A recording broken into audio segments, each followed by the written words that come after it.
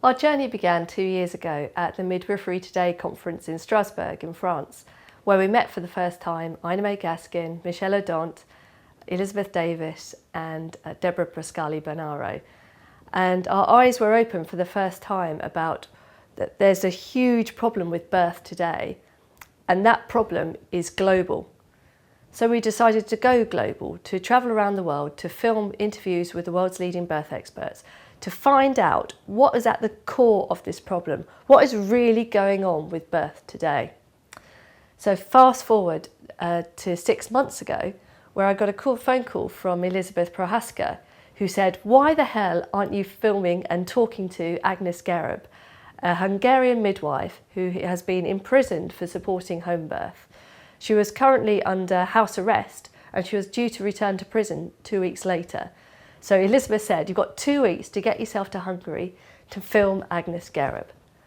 So 2 weeks later, we were sat on Agnes's sofa, listening to her tell a powerful, emotional story. And suddenly the penny dropped. We realised what we had to do. We realised what this was really about. It's about human rights abuse. It's about women being denied the fundamental human right to decide where and how they give birth. And that was the moment Freedom for Birth was born. On September the 20th this year, Freedom for Birth premiered at over 1,100 screenings in 50 countries in 17 different languages. They were held in cinemas, they were held in community centres and even in people's own homes. And the response has been absolutely phenomenal so far.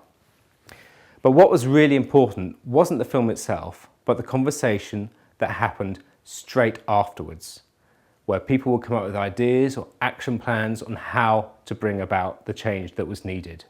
And that's why we started One World Birth in the first place, to bring all these individual voices all around the world into one strong body of voice where we could bring about actual change.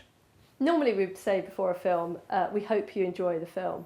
But this is a strong film, it's a tough film to watch, it's powerful issues. So actually in this case, we'd say... I think please do not enjoy this film.